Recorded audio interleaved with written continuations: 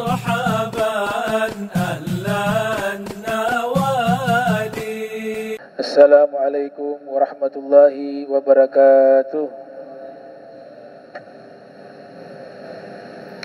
إن الحمد لله نحمده حمدا يليق بجلاله ونستعينه استعانة تليق بكماله ونستهديه هداية من أقر بعظمته وجلاله ثم نصلي ونسلم على سيدنا محمد وآله أما بعد سبحانك لا علم لنا إلا ما علمتنا إنك أنت العليم الحكيم ربي اشرح لي صدري ويسر لي أمري واحلل عقدة من لساني يفقهوا قولي وسدد لساني واهدي قلبي بحق سيدنا محمد صلى الله عليه وآله وبارك وسلم يا من هو في علوه كائن يا من هو في فعل حميد يا من هو في مجده متين اللهم أكرمنا بنور الفهم وأخرجنا من ظلمات الوهم وارزقنا فهم النبيين وحفظ المرسلين وإلهام ملائكة المقربين ربنا زدنا علما وفهما وعقلا يا أكرم الأكرمين بحق سيدنا محمد خاتم الأنبياء والمرسلين يا رحمن يا رحيم وصلى الله على سيدنا محمد وعلى آله وصحبه وبارك وسلم والحمد لله رب العالمين.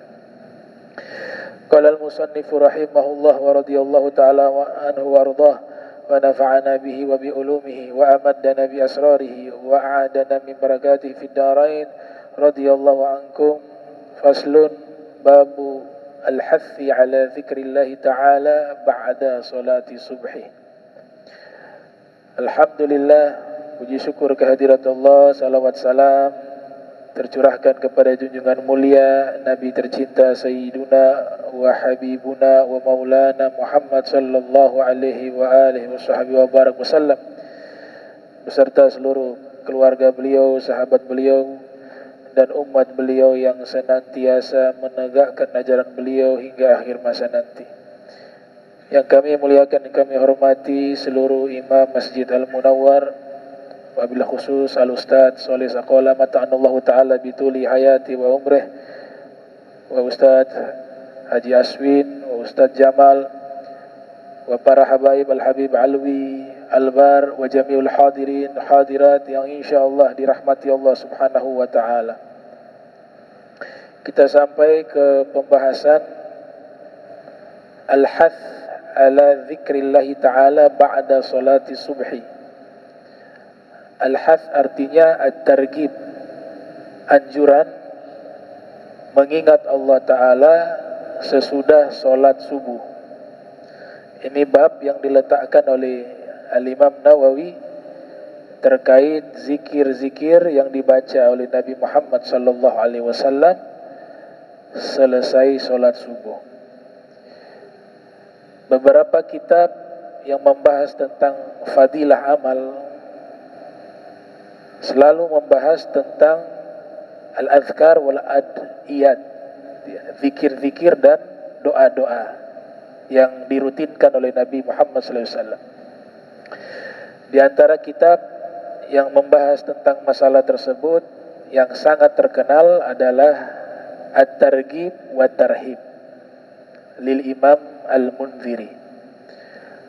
Ada juga kitab Fadilatul Amal ya, Syekh Muhammad Zakaria Al-Kandahlawi.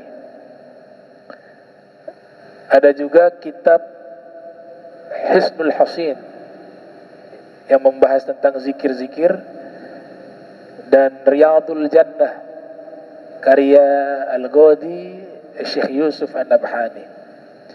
Di dalam kitab-kitab tersebut ada fadilah amal terkait zikir-zikir dan doa-doa yang dibaca oleh Nabi kita Muhammad sallallahu alaihi wasallam.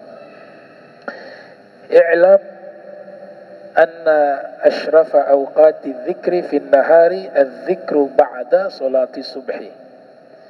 Ketahuilah bahwasanya paling mulianya waktu berzikir di waktu siang adalah zikir sesudah sholat subuh. Artinya awal waktu siang, dari semua waktu siang itu yang paling afdal itu di waktu ba'da subuh. Sehingga beberapa riwayat menyebutkan as-subhatu ba'da subhi, ya, tidur sesudah subuh itu tamna'u rizqa, dapat mencegah rizki. Nah, sehingga para ulama menyusun beberapa kumpulan zikir dan wirid yang dibaca setelah sholat subuh.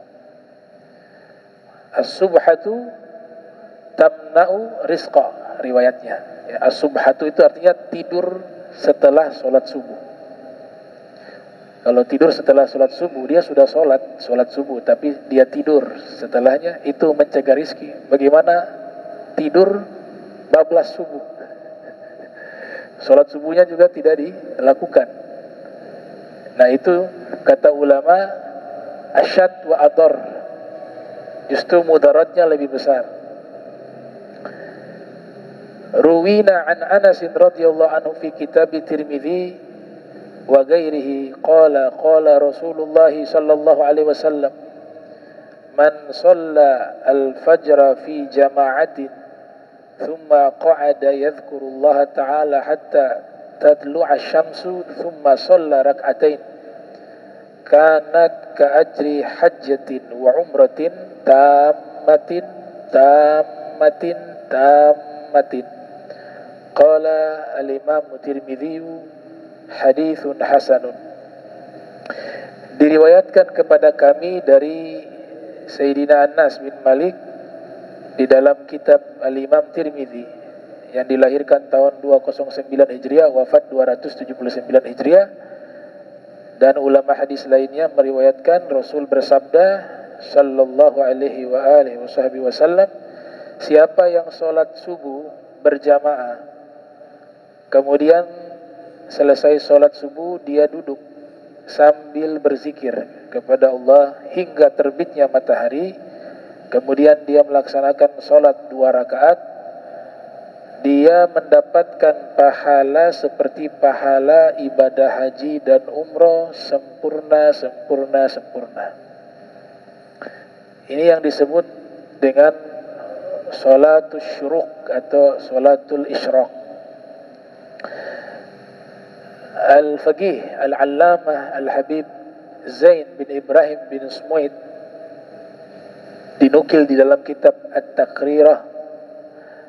At-Taqriratu As-Sadidah, beliau memperkirakan waktu sholat syuruk itu 16 menit setelah terangkatnya matahari atau terbitnya matahari. Kita ketahui bahwa para fuqaha berbeda pendapat terkait sholatus syuruk. Sebagian ulama mengatakan sholatus syuruk itu adalah sholat duha. Sholat duha adalah sholatus syuruk. Namun sebagian ulama lainnya memisahkan bahwa sholat syuruk adalah sholat yang berbeda dengan sholat duha. Kebanyakan para guru cenderung ke pendapat kedua, yaitu sholatus syuruk berbeda dengan sholat duha. Pahala yang disediakan oleh Allah bagi orang yang melaksanakan sholat tersebut, yaitu pahala ibadah haji dan umroh yang sempurna. Artinya diterima ibadah haji dan umrohnya. Hajjatun makbulah wa umratun makbulah. Haji yang diterima, umroh yang diterima, hanya dengan 2 rakaat sholat syuruk. Waruwina fi kitab Tirmidzi,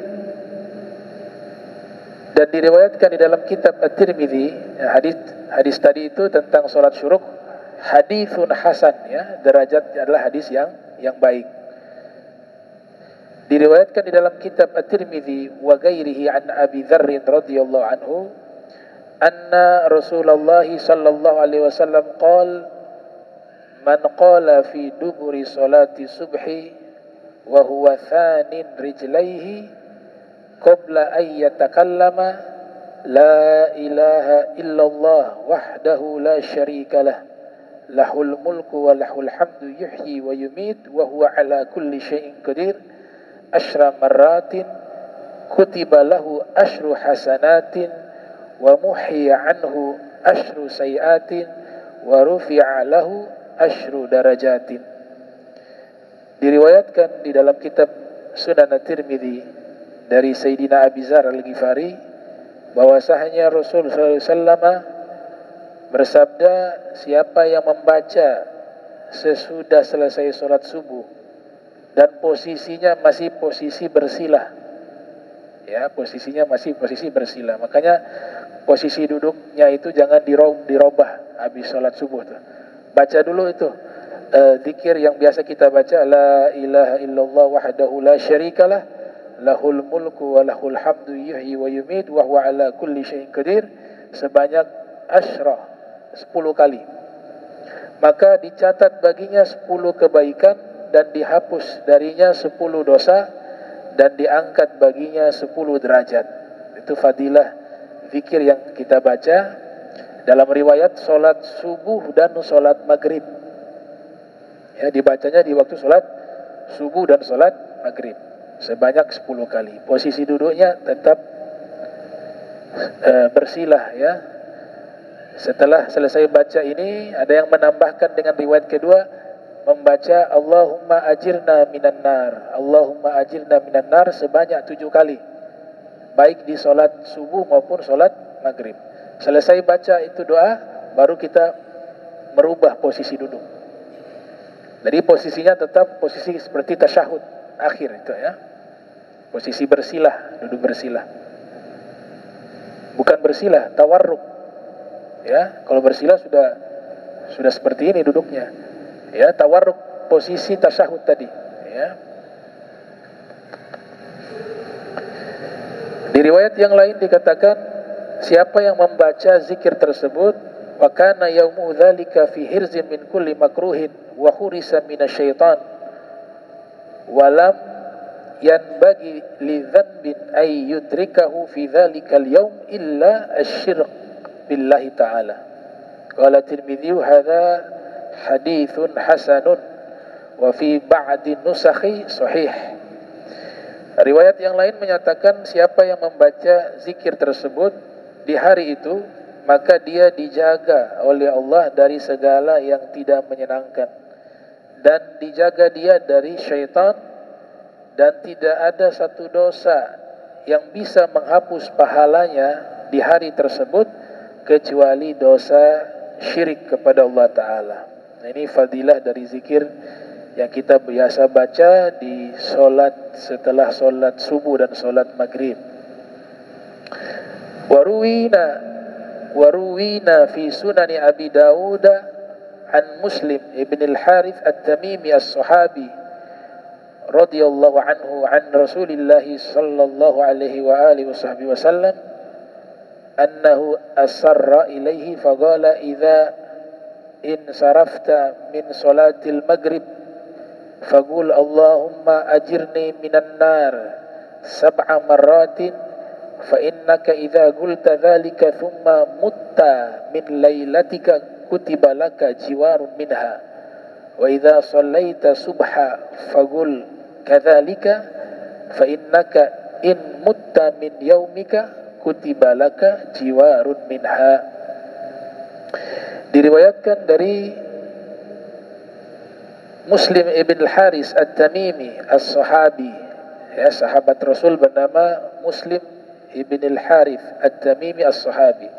Hadis ini dinukil oleh Imam Abu Daud yang lahir tahun 202 Hijriah, wafat 275 Hijriah, di mana disampaikan bahwasanya Rasulullah sallallahu alaihi wa alihi wasallam annahu asarra ilaihi, beliau berbisik kepada sahabat tersebut. Tadi Muslim ibn al-Harith, ya, Nabi membisikkan sesuatu kepada sahabat yang bernama Muslim ibn al-Harith at-Tamimi. Kemudian Nabi bersabda dari bisikan tersebut, apabila kamu selesai solat maghrib, idza insarafta, apabila kamu selesai solat maghrib, maka bacalah, kata Nabi, Allahumma ajirni minan nar, ya, yang artinya, ya Allah, lindungilah aku dari api neraka. minan nar.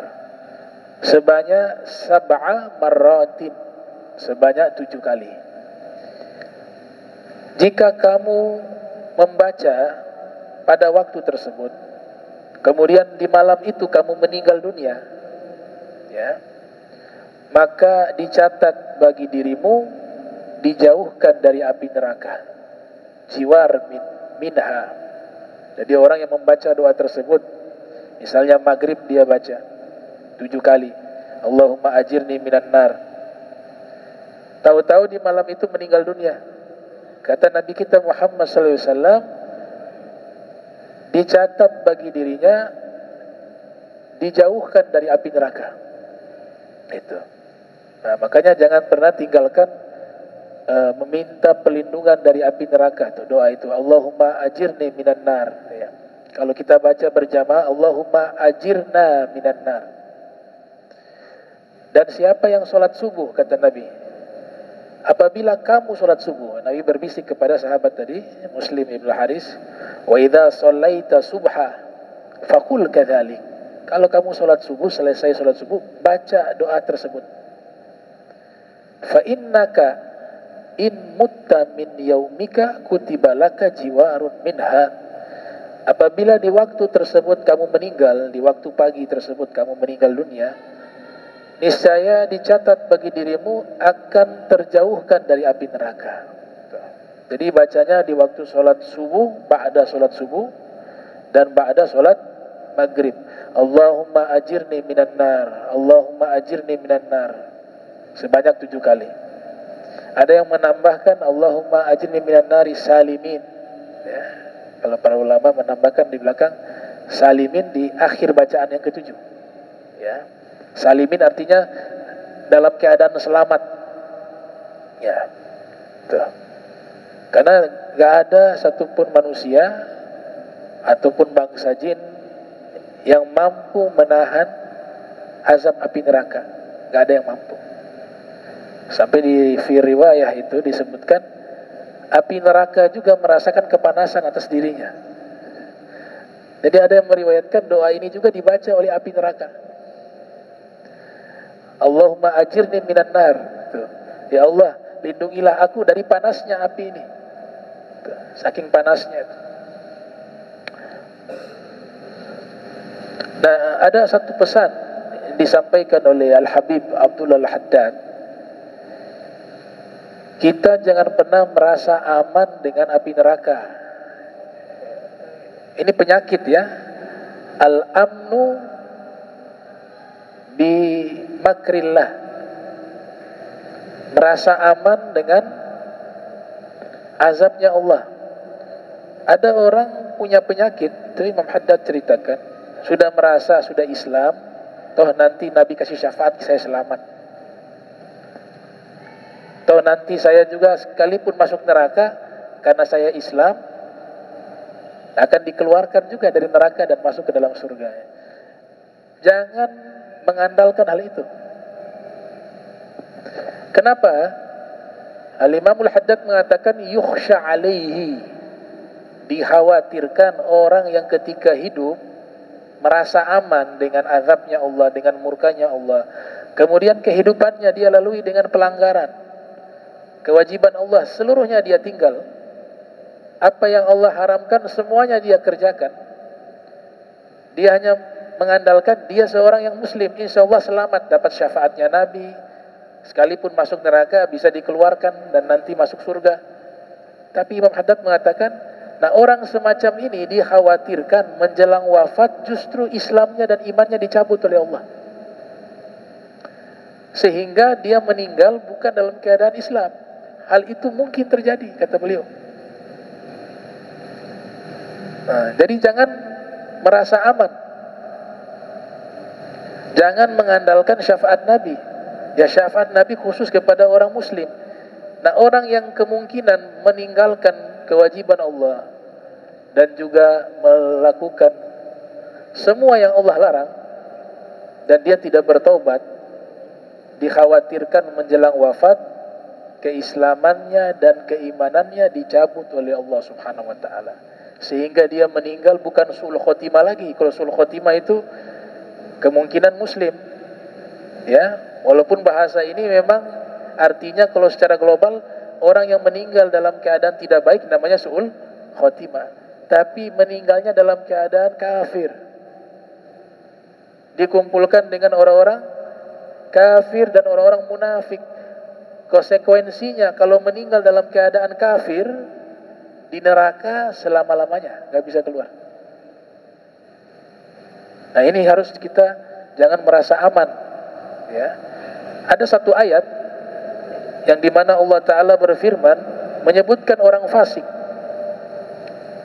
Afaman kana mu'minan kaman kana fasiqa la yastawun. Ammal ladzina amanu fama'wahum, ya, fama'wahum fajannatun wa fama'wahum nuzulan bima kanu ya'malun. Di bagian akhir wa amma kana fasiqun kullama aradu ay yakhruju minha u'idu fiha wa qila lahum dzuqu adzaban nari alladzi kuntum bihi tukadzibun. Allah sebutkan adapun orang fasik ketika mereka dimasukkan ke dalam neraka, dia ingin keluar dari neraka, Allah kembalikan lagi masuk ke dalam neraka. Artinya tidak bisa keluar. Tapi yang luar biasanya menggunakan lafaz fasik, bukan kafir. Fasik itu masih muslim, tapi melakukan dosa-dosa besar. Nah, sehingga ada ulama-ulama mutaakhirin ya, beranggapan orang yang melakukan dosa besar dan tidak bertobat, sekalipun muslim, masuk neraka gak bisa keluar. Ada yang pendapat demikian. Walaupun secara mayoritas ulama ahli sunnah wal jamaah beranggapan selama dia ada syahadatain di dalam hati, suatu saat tetap dia akan dikeluarkan dari neraka. Nah, tapi ayat tadi menyebutkan apa di surat As-Sajdah? Orang fasik tuh. Ya, mereka itu kullama aradu ay yakhruju minha u'idu fiha wa qila lahum dzuqu adzaban nari alladzi kuntum bihi tukadzibun. Tiap kali mau keluar dari neraka, Allah kembalikan lagi. Mau keluar, kembalikan lagi. Dan rasakanlah azab itu, kata Allah Ta'ala. Bima kuntum, dengan apa-apa yang dahulu kalian lakukan. Nah, jadi merasa aman, kata Nabi SAW, adalah kebodohan. Melakukan dosa, tidak melaksanakan ketaatan, tahu-tahu insya Allah masuk surga saya. Atau nanti deh menjelang wafat saya tobat, atau nanti masa tua baru saya taat. Ada semua sama, merasa aman. Ya. Orang mukmin tidak seperti itu. Al-kayyisu man dana nafsahu wa amila lima ba'dal maut. Wal ahmak, kata Nabi, man atba'a nafsahu hawaha. Man atba'a nafsahu hawaha wa tamanna 'ala Allah. Suf hadza qaul Nabi Muhammad sallallahu alaihi wasallam. Orang pintar, al-kayyisu, adalah orang yang selalu menghitung dirinya. Dia pandai menilai kekurangan dirinya dan tidak ada waktu menilai keburukan orang. Dia nilai keburukannya untuk jadi bahan perbaikan, dan dia siapkan amal baik sebelum datangnya kematian. Itu kata Nabi orang cerdas. Mau dia doktor, mau profesor, mau S1, S2, kalau tidak seperti ini tidak cerdas. Ada gaulnya ulama, seluruh ilmu yang membuat kita jauh daripada Allah, ilmu itu mendingan kita tidak tahu. Seluruh ilmu yang kita pelajari justru membuat kita jauh dengan Allah, jauh dengan Rasulullah SAW. Maka ilmu ini lebih baik kita tidak mengetahui. Itu yang disebut ilmu yang tidak bermanfaat. Nabi meminta perlindungan kepada Allah, diijazahkan kepada kita. Doa tersebut, Allahumma inni a'udzubika minal ilmi la yanfa' wa qalbin la yakhsha wa amalin la yurfa' wa du'ain la yusma'. Ini dinukil oleh Imam Ghazali ya, di dalam kitab Bidayatul Hidayah, yang lahir 450 wafat 505 Hijriah. Nabi berdoa. Sebenarnya doa ini bukan untuk Nabi, untuk kita. Ya, karena Nabi gak mungkin ilmunya gak manfaat. Tidak mungkin hati Nabi tidak takut kepada Allah. Tidak mungkin doa Nabi ditolak oleh Allah. Ya, tapi doa ini Nabi ijazahkan kepada kita. Ya Allah, aku minta perlindungan padamu dari ilmu yang tidak bermanfaat, hati yang tidak pernah takut kepada Allah. Nah, orang-orang yang mempermainkan hukum Allah itu penyakitnya, sebabnya satu, karena tidak ada rasa takut kepada Allah. Jadi kalau ada pelanggaran hukum, sedangkan dia dinobatkan sebagai ulama, hakikatnya dia bukan ulama. Karena sifat ulama itu yang paling dominan adalah rasa takut kepada Allah. Tidak akan berani melanggar hukum Allah Ta'ala. Innama yakhshallaha min ibadihi ulama. Yang takut kepada Allah hanya para ulama. Dan Nabi berdoa, ya Allah, aku minta perlindungan darimu, ilmu yang tidak bermanfaat, hati yang tidak pernah takut, amalan yang tidak pernah diterima, dan doa yang tidak pernah didengar. Itu diijazahkan oleh Nabi kita Muhammad SAW. Kemudian di sini dikatakan, waruwina fi musnad al-Imam Ahmad wa sunan Ibn Majah wa kitab Ibn Sunni an Ummi Salamah radhiyallahu anha qalat kana Rasulullah sallallahu alaihi wasallam idza shalla subha qala Allahumma inni as'aluka ilman nafi'a wa amala mutaqabbala wa rizqan thayyiba. Hadis tadi yang menyebutkan jangan merasa aman dengan azabnya Allah, murkanya Allah. Ya, Nabi katakan orang cerdas adalah orang yang menghitung dirinya dan mengamalkan amalan baik, mempersiapkan sebelum datangnya kematian. Dan orang bodoh, kata Nabi, al-ahmaq. Lafadznya bukan jahil ya. Kalau jahil itu masih dibawa. Kalau ahmaq sangat bodoh. Siapa orang yang sangat bodoh? Orang yang selalu mengikuti hawa nafsu dalam melanggar semua hukum Allah, akan tetapi punya angan-angan masuk surga, angan-angan selamat dari azabnya Allah. Itu Nabi katakan al-ahmaq. Al-ahmaq. Al-jannatu laysal balas, kata Sayyid Muhammad bin Alwi al-Maliki. Surga tidak gratis. Maka belilah surga itu dengan hartamu, dengan waktumu, dengan ilmumu, dengan jiwamu. Al-jannatu laysal balas. Diriwayatkan di dalam Musnad Imam Ahmad dan Ibn Majah, dan juga diriwayatkan dalam kitab Ibn Sunni dari Ummi Salamah, berkata bahwasanya Rasul sallallahu alaihi wasallam idza shalla subha qala Allahumma inni as'aluka ilman nafi'a. Lihat, ini doa Nabi dibaca di setiap sholat subuh menurut riwayat dari istri beliau ya, Ummu Salamah. Ya, dari Ummu Salamah meriwayatkan Nabi membaca doa, ya Allah, aku meminta padamu ilmu yang bermanfaat. Allahumma inni as'aluka ilman nafi'an. Jadi kalau ilmu sibuk tuh, dengan ilmu sholat ditinggal tuh, sholat 5 waktu ditinggal, berarti ilmunya gak manfaat. Kemudian dengan ilmu yang dia pelajari justru membuat dia lupa kepada Allah. Ilmu itu tidak bermanfaat. Atau ilmu yang dia pelajari yang nanti hasilnya menjadi mudarat bagi manusia. Ilmu yang tidak bermanfaat. Gitu. Jadi definisi ilmu manfaat, kata Imam Syafi'i, al-ilmu ilman. Ilmu ada dua. Ada yang pertama, al-ilmu lil abdan. Ilmu untuk badan, ilmu kedokteran, untuk obat. Kata beliau itu ilmu yang manfaat. Yang kedua, wal ilmu lil adyan, ilmu untuk kemaslahatan agama. Inilah ilmu yang paling bermanfaat, kata beliau. Imam Junaid mengatakan ilmu yang bermanfaat yuqarribuka ilallah. Yang pertama, karakter ilmu bermanfaat. Ilmu itu membuat kamu dekat kepada Allah. Wa yadulluka ilal khair.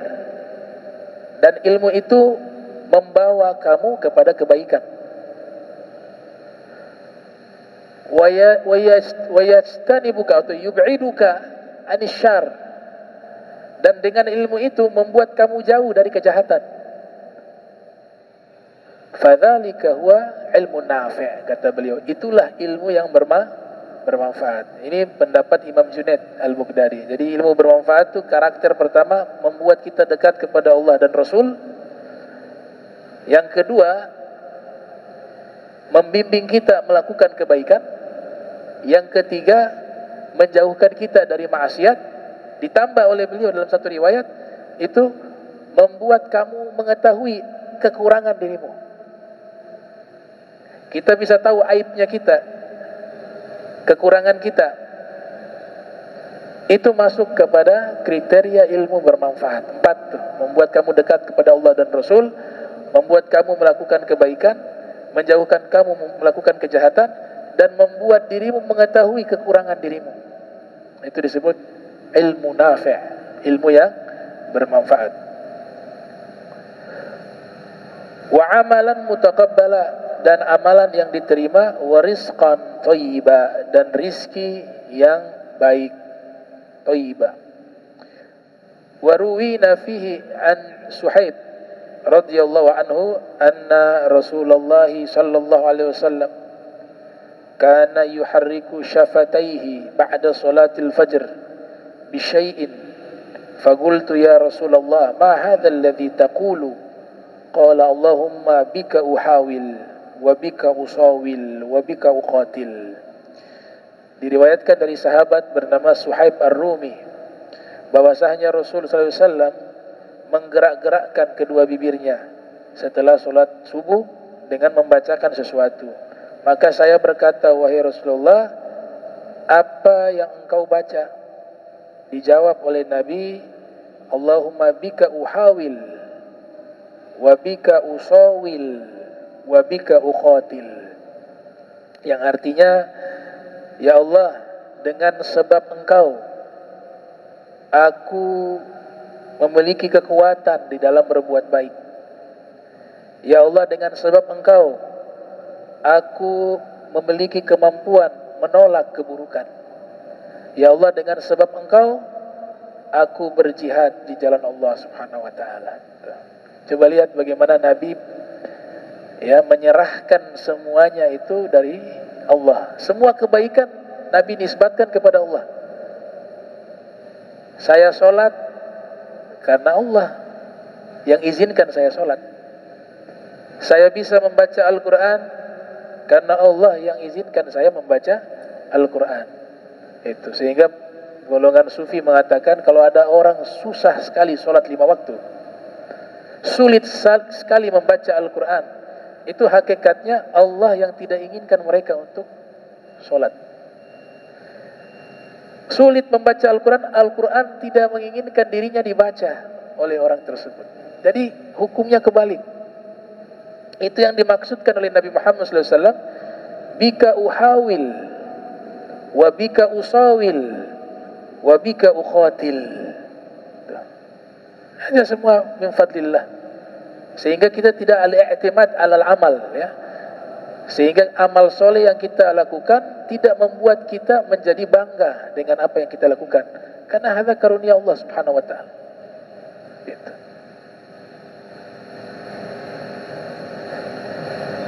Waruwina an Muhammad Al-Baghawi. Wal ahaditsu bima'na ma dzakartuhu katsiratan. Imam Nawawi mengatakan hadis-hadis tentang makna yang saya sebutkan tadi itu sangat banyak. Ini juga membantah satu pemahaman bahwa habis sholat Nabi gak pernah baca doa. Ya, ini kumpulan doa yang dibaca oleh Nabi Muhammad selesai sholat 5 waktu. Tuh. Di sini disebut sholat subuh. ada juga sholat maghrib, ada riwayat lain sholat-sholat yang lainnya. Jadi selesai sholat 5 waktu yang dilakukan oleh Nabi Muhammad SAW, beliau membaca doa. Kemudian doa yang dibaca pasti terdengar oleh sahabat. Karena bagaimana mungkin sahabat meriwayatkan doa yang dibaca oleh Nabi Muhammad SAW, sedangkan Nabi tidak membaca dengan mengeluarkan suara. Kalau Nabi tidak membaca, hanya dibaca di dalam hati misalnya, dari mana sahabat bisa tahu Nabi membaca doa tersebut? Berarti Nabi membaca doa itu ada suara, mengeluarkan suara. Kalau tidak mengeluarkan suara, tidak mungkin sahabat bisa mengetahui doa yang dibaca oleh Nabi Muhammad sallallahu alaihi wasallam. Nah, makanya di sini dibahas oleh Imam Nawawi tentang bab yang membahas doa-doa dan zikir-zikir yang dibaca oleh Nabi ba'da sholati, sesudah sholat. Dan Imam Nawawi mempertegas di sini bahwa hadis-hadis tentang riwayat tersebut sangat banyak. Wa sayati fi babil ati min bayanil azkar, dan nanti akan datang dalam pembahasan tentang penjelasan zikir-zikir tersebut. Tuqal fi awalin nahar, yang dibaca di awal nahar, di awal pagi atau awal siang. Ma taqirru bihil uyun, yang menyejukkan hati insyaallah taala, ya, dengan izin Allah Subhanahu wa taala. Wa ruwina an Abi Muhammad Al-Bagawi fi syarh sunnah, dan diriwayatkan kepada kami dari Abi Muhammad Al-Bagawi di dalam syarah sunnah, mengatakan dari Alqamah bin Qais, balagana annal arda ta'ijju ila Allah ta'ala min naumatil alim ba'da salati subhi. Dari Alqamah bin Qais mengatakan, telah sampai riwayat kepada kami bahwa bumi ini mengadukan atau mengeluhkan kepada Allah Subhanahu wa taala terkait tidurnya orang alim setelah sholat subuh. Jadi bumi itu mengadu, ini ada orang alim habis sholat subuh tidur. Bumi mengadu kepada Allah Subhanahu wa taala. Ya. Walaupun ada beberapa keterangan dari guru kami, orang kalau yang malamnya begadang karena ibadah full, ya, kemudian habis sholat subuh ya dia baca zikir yang sebagaimana mestinya, setelah itu dia tidur subuh, itu tidak masuk ke dalam riwayat as-subhatu tamna'u rizqa, tidur ba'da subuh mencegah rizki. Karena riwayat itu khusus kepada orang yang memang tidak menghidupkan malam dengan ibadah.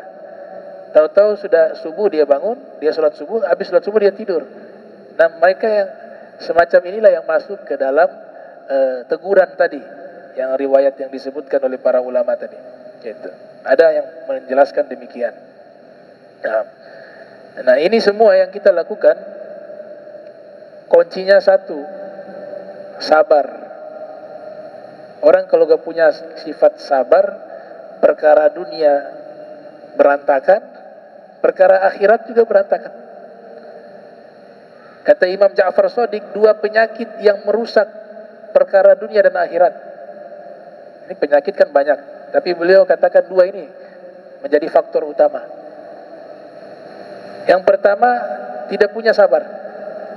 Yang kedua, kaslan, al-kasal, punya sifat malas. Kata Imam Ja'far Shadiq, 2 sifat ini yang paling banyak merusak perkara dunia dan perkara akhirat. Nah, orang kalau sudah malas, mau sholat malas, mau hadir majlis malas, mau baca Al-Quran malas, ya, semua perkara yang baik urusan akhirat malas, hancur urusan akhirat. Urusan dunia begitu, mau kerja malas, nanti kerja capek sedikit berhenti capek, proses itu gak dinikmati. Mau usaha gagal sedikit malas, buka toko jam berapa, jam 1, ya kan, tutup jam 3. Kenapa? Malas tidur. Malas ini penyakit, kata Imam Jafar, penyakit yang merusak urusan dunia dan urusan akhirat. Iyakum wal kasal, kata beliau, hati-hati kalian dengan sifat malas, karena sifat malas merusak dunia kalian dan akhirat kalian. Rusak. Yang kedua, gak punya sifat sabar. Makanya bahasa Al-Quran menyebutkan wa'mur ahlaka bis solati wastabir alaiha. Perintahkanlah keluargamu menjaga solat dan sampaikan kepada mereka harus bersabar dalam menjaga solat. Jadi Allah sudah katakan tuh, untuk ibadah ini dibutuhkan kesabaran. Itu. Nah, orang yang sabar dapat 3 hadiah. Disebutkan di dalam Al-Quran, wa basyiris sabirin alladzina idza asabathum musibah qalu inna lillahi wa inna ilaihi raji'un ulaika alaihim salawatum min rabbihim wa rahmah wa ulaika humul muhtadun. Orang yang sabar, walaupun ayat ini bicaranya musibah ya, tapi makna globalnya itu semua orang yang sabar dia dapat keberkahan yang sempurna dari Allah. Yang kedua dapat kasih sayang Allah, yang ketiga dapat petunjuk dari Allah Subhanahu wa taala. Makanya sifat orang mukmin itu yang paling menonjol adalah punya sifat sabar dan syukur. Tuh.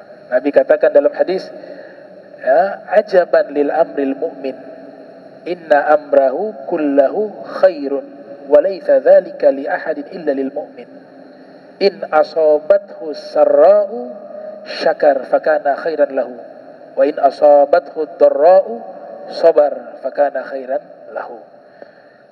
Mengagungkan perkara yang berkaitan dengan orang beriman, sebab semua perkara bagi orang beriman itu baik, dan sifat ini hanya dimiliki oleh orang beriman, kata Nabi Muhammad. Apabila Allah berikan kepadanya kekayaan, kenikmatan, syakar, dia bersyukur. Dan apabila Allah berikan dia ujian, dia bersabar. Dan kedua-duanya itu baik bagi dirinya. Itu kata Nabi Muhammad SAW. Dulu berapa tahun lalu ya, 6 tahun lalu lah, saya baca satu kitab tentang biografi para sufi. Apa Hilyatul Aulia atau Tabaqatul Aulia atau Hadaikul Aulia, tentang Ibrahim bin Adham, Al-Imam Ibrahim bin Adham, sufi kabir. Beliau lewati satu jalanan tuh. Di jalan itu dia lihat ada orang di emperan pinggiran jalan dengan keadaan yang sangat memprihatinkan. Kedua tangannya terputus, kedua kakinya terputus, matanya buta, kulitnya penuh dengan luka-luka. Sampai orang-orang itu kasihan, kasih makan tuh. Mereka ada makanan roti, memasukkan ke mulutnya tuh. Nah, tiap kali dia diberikan makan oleh orang-orang yang lewat, itu Al-Imam Ibrahim Adham memperhatikan tuh. Dia membaca doa, dan doanya itu membuat Al-Imam Ibrahim Adham terkejut. Apa doanya? Alhamdulillah ala ni'amihil azimah wa atayahul jasimah. Itu artinya apa? Segala puji bagi Allah yang telah memberikan kenikmatan-kenikmatan yang besar kepada diriku, dan anugerah-anugerah yang berlimpah kepada diriku. Ini keadaannya nih, tangan kedua terputus, kaki terputus, mata buta, gak ada keluarga, gak ada kerabat, kulit kena penyakit kusta, lepra, luka-luka. Tapi dia selalu diberikan makan oleh orang, dia baca Alhamdulillah, Alhamdulillah. Al-Imam Ibrahim bin Adham akhirnya mendekati. Dia mengatakan, Assalamualaikum, kata Ibrahim. Dijawab, Waalaikumsalam atau Waalaikumsalam, ya Ibrahim. Dia tahu namanya, ya Ibrahim. Padahal sebelumnya tidak pernah kenal satu dengan lainnya ini. Kata Al-Imam Ibrahim bin Adham, Kaifa araftani? Bagaimana kau bisa mengenali saya? Dijawab, Ma jahiltu syai'an mundu araftullah. Sejak saya mengenal Allah, tidak ada sesuatu apapun yang saya tidak tahu. Sejak saya mengenal Allah, segala sesuatu saya ketahui. Kemudian Al-Imam Ibrahim mengatakan, mohon maaf, tadi saya perhatikan kamu membacakan doa, saya mendengar. Ya, segala puji bagi Allah atas nikmat-nikmat besar dan anugerah-anugerah yang berlimpah. Mohon maaf, keadaan antum seperti ini. Ya, maksudnya apa yang disyukuri itu? Kedua tangan terputus, kaki terputus, mata buta, tidak ada keluarga, fakir miskin, tinggal di pinggiran jalan. Kok kamu mensyukuri apanya? Begitu maksudnya. Apa yang disyukuri? Tersenyum beliau. Beliau mengatakan, ya Ibrahim, alam yubqillahu li lisanan dzakira wa qalban syakira. Bukankah Allah sudah menganugerahkan padaku lidah ini masih menyebut namanya dan hati ini selalu bersyukur kepadanya. Itu nikmat terbesar, kata beliau. Nah, orang diberikan nikmat yang berlimpah, rumah mewah, mobil puluhan, tanah berhektar-hektar, punya karyawan ribuan, punya perusahaan, tapi sepanjang kehidupan nyebut nama Allah gak pernah, sholat 5 waktu tidak pernah, ya, membaca Al-Quran tidak pernah, mengenal orang-orang soleh tidak pernah, sampai meninggal dunia. Wallah, itu bukan nikmat, itu azab. Itu azab. Makanya bersyukur kita.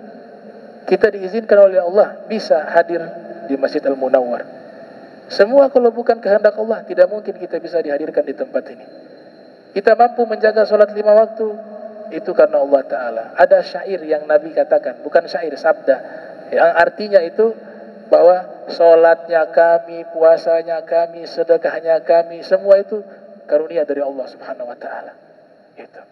Jadi alhamdulillah. Dan insyaallah pertemuan berikut kita lanjutkan pembahasannya. Subhanaka bihamdika asyhadu an la ilaha illa anta astaghfiruka wa atubu ilaik. Wa sallallahu ala sayyidina Muhammadin wa ala alihi wa sahbihi wa barik wasallam. Wa lafu minkum wassalamu alaikum warahmatullahi wabarakatuh.